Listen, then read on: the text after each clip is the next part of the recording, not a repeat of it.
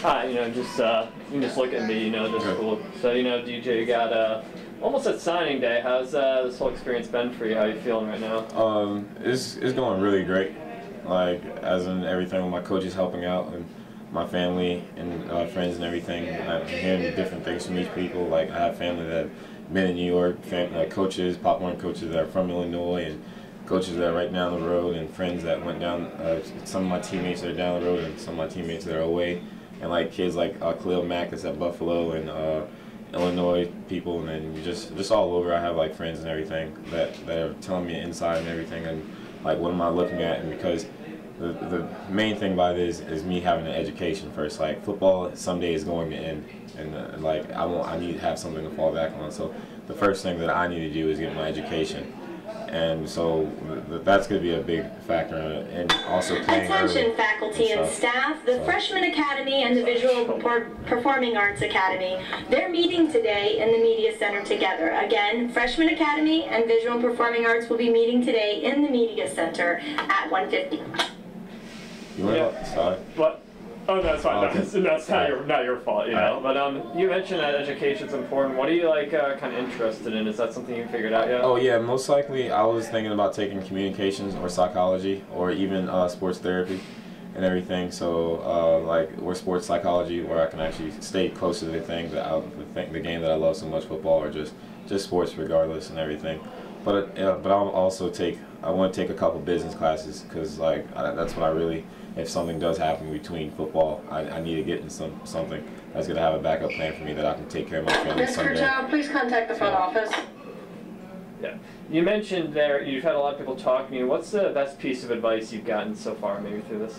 The best piece of advice that I've gotten so far through this whole process would be, I'm going to have to find a home for the next 4 years, but finding that home for the next 4 to 5 years isn't just going to affect the next 4 or 5 years of my life. It's going to affect the next 40 years of my life. So that's probably the best advice, and I got that advice from Coach Poole. And like the thing about it, and in the beginning I was just like, I don't really think it's going to affect the next 40 years of my life. But throughout this whole process, I've not just heard it from Coach Poole, I've heard it from tons of coaches, tons of family members and everything. And then I sat down and talked with Coach Poole, and then I actually thought about it, and that he would never lie to me. Like, I know he wasn't lying to me, I just didn't really think of it as that, but that's probably the best advice that I've gotten so far since this whole process started. So you're now a week away, so what's it down to right now school-wise for you? School-wise, it would be between Illinois, Buffalo, and FAU. And I know that a lot of, you've been a quarterback in high school. I know summer schools. What are those schools are looking at your QB, which maybe want you a wide receiver? How's that been? Buffalo, just just speaking of that, Vandy just came in the picture too. They want me to play DB, and with my frame size and everything, and my one of my close friends, family members, Terrell Floyd at Louisville, he's playing defensive back at Louisville, and with my frame and everything, they could turn me into a really great. It's not like I've played it here at times and everything. It was really fun. And then Georgia Tech just came into the picture too. They want me to play slot and potentially play quarterback too. But FAU, they want me to come in as a true freshman and have a chance. They don't want to redshirt me. They're going to redshirt one freshman because they're bringing in two. They're going to redshirt one, but they really don't want to redshirt me, because as long as I pick up the offense, and whenever that the National and American game that I just played in, the Outback Bowl that I won MVP in, a lot of the plays that FAU ran, we ran there too, and I picked on it really fast. That's why I became the starting quarterback. And then with the grace of God and my coaches and family members and everybody, and teammates that came and supported me, I won the MVP, and my teammates in front of me. And then Buffalo talked about switching me and trying to let me play quarterback. But with Illinois just wants me strictly as a receiver and a punt return, kick return, just to be all over the field, to be a playmaker. So you mentioned Georgia Tech, Vandy coming in. They're kind of interested. You're not probably gonna go to either one of those. Or yeah, because I don't like that. That just upsets me, because nothing against Vanderbilt, nothing against Georgia Tech or anything. I just feel that they didn't believe in me in the beginning, and that's a big factor with me. I have believe tattooed on me and everything, because that's a big factor. I want somebody to believe in me and to believe that I can do something. A lot of people didn't believe in Port St. Lucie last year, or the years that what we accomplished last year, and we didn't accomplish as much this year, but we did accomplish something that hasn't been done in 18 years, the first winning season in 18 years. So that was a great accomplishment. And a lot of people told me that I'd never be able to play quarterback, or nobody would ever take a shot at me playing quarterback, but there's people out there that are gonna believe in me, and I want to prove the world wrong. I'm an underdog, and I like that. I like the challenge and everything. I like the work, and that's the best thing. So that seems like a big factor. You want to play quarterback in college, I imagine. That seems like you really have that motivation to play. That's something you really want to do. Yes, I'm nothing else. I'm a quarterback. If quarterback doesn't work out for me, I have the ability. God blessed me with the talent to go play another position. And the thing about it is too, where I always think about it is that there's so many people in this world. There's so many kids and so many athletes that were athletes at one point but got in an accident or something like that, and now they can't walk or something like that. And so many of the athletes nowadays take their talent for granted, and they screw around and they just mess up. And I don't want to be that talent. I look at those kids. Like as an Eric LeGrand last year, he had a spinal cord injury on October 16th against the Army, and his whole career went down the drain. But he always believed in himself that he's gonna walk again. But that right there inspires me to always push myself to be the best. So I'm actually playing for all these other kids, and I'm also playing for my mother and everybody that wish they could be out there playing football, wish they could be playing a sport as in basketball, and they would die to even just to touch a football or shoot a basketball again in a real game. They never will be able to, and that just motivates me even more every day. You talk about, your mom, just mentioned your mom. Is that something playing close to home that appeals to you?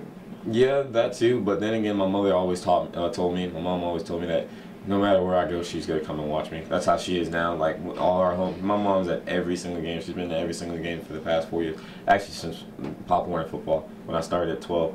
She's been at every game. She doesn't miss a game. She's the first person there and the last person to leave to see me. She said wherever any game is, she's gonna fly up to it. She'll fly up to it or drive to it just to be there for me, no matter what. So I take my mom's word no matter what. Even though with her health, with her having cancer and everything, and her having heart problems, she's always fought to be there for her son, and I'm her only son. Because I wasn't the only son. I lost my sister at a young age, so. She always promised that she would always be there for me no matter what. She doesn't want to lose me, so she wants to be there no matter what for me. So. I'm sorry, I didn't know about any of that. Yeah. Is what's wrong? Is your mom all right with that, or what's she? My mom's been battling cancer since going into my sophomore year. She's been through. She hasn't been through chemo. She's been through a lot of radiation and everything, and she's waiting for a test to come back in right now. And that's my world right there. My mother, like me and Coach Poole, have a big bond because with his mother and my mother, they close too. They talk a lot, and with Coach Chavez, they're always sitting there talking to me, always asking how they are, and that's how a lot of schools are right now. Like especially Buffalo and FAU, they're really Buffalo and FAU, and even Illinois and Georgia Southern when they were there, they're always asking about my mother. They don't just talk about me as a player. They're always talking about me as in who I am, as my personality, my character, and everything. They're always trying to find out my background, and that's a great thing. Like to feel that I'm also have a family atmosphere, because I grew up only with my mom, and I actually want to have a family. My mom was my family, and the thing about it is nobody like Coach Poole is like my father that I never had, and I call him Pops all the time after a game. I call him Dad and everything, even during games. Like I call him Coach every once in a while, but he really is like a father to me, and I thank him for everything that he's been for me to this point. He's hard on me, but that's just tough love. So, and I appreciate every minute of it. Next week you're going to be signing 11/10. How great a feeling is that for your mom? To maybe be there for that, to have her see your son go off to college. That would be a great thing. Speaking as my mom's not from here. My mom's from Port-au-Prince in Haiti. My father was never really in my life, but he's Jamaican and everything, and he's not here as of he's not here. But my mom's gonna be really proud of me. She doesn't speak so much English, but she does, and she does understand and everything. She gets the game. She loves the game, and it just makes her so happy. Like that's the best thing about it. There's times where I remember the Pahokee game, the spring game. I had a kick return. I didn't take it back all the way, but I can hear my mom. I can always that's a voice that I can hear in the middle of a play. I can hear it in the middle of the play, and she's just my world. I couldn't do anything without my mom. I wouldn't be here if it wasn't for my mom or my teammates.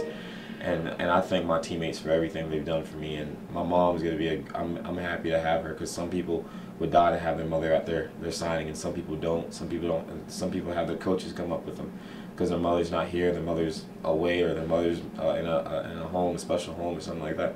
And I thank God for having my mother with me till that day. And but tomorrow's not a promising day for me or my mother. Like, I may not wake up tomorrow, or she may not wake up tomorrow. But as of right now, thinking forward, it's going to be an honor to have my mother and my coaches and family and everybody that is going to be there for me.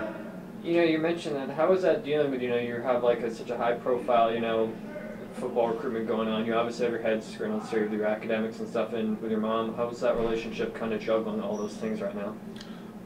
It's hard at times because like she's always telling me to focus on school, don't let this carry you away, because this recruiting process can be hard on some people.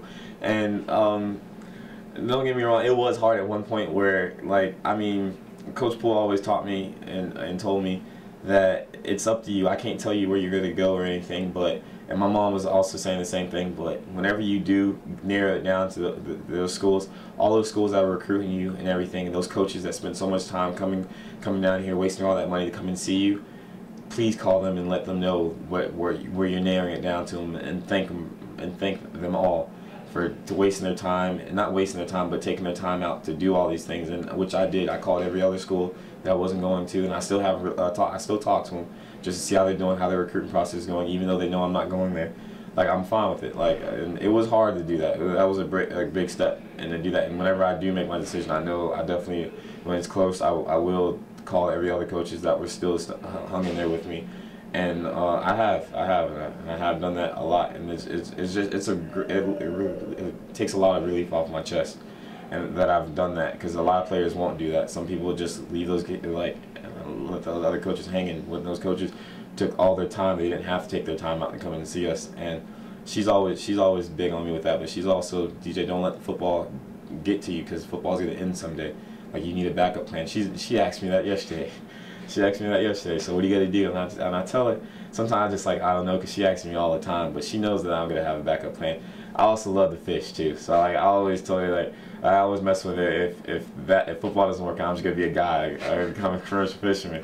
And she's always like, are you serious? But at one point I wanted to be a cop. But that's just my mom. She's always going to ask me questions because she's always curious and everything. And but I love her. I love her to death. I love everybody that's been here, like all the deans and the principals and everybody here, the staff, this whole entire staff here, and not just here. Like, when I go out to other schools, when I go to Central, when I go to Treasure Coast, when I go to Centennial, when I go to Jensen, every school in this county or even out of county, and people realizing they know who I am, they're always coming up to me and telling me they see something in me and everything, and I thank that, and I thank them all. Because, like, it's not every day you get to see that. I mean, there's times where I can't even go out without getting recognized or something like that. And that's just an honor. It's just being blessed, and I just want to thank everybody out here that's been behind me. Even the people that don't believe in me, I want to thank them too, because that actually strives me to become better and to push myself so they can start believing in me. If they don't, they don't. But all I know is that I'm going to believe in myself, and then all I can do is just hopefully you believe in me.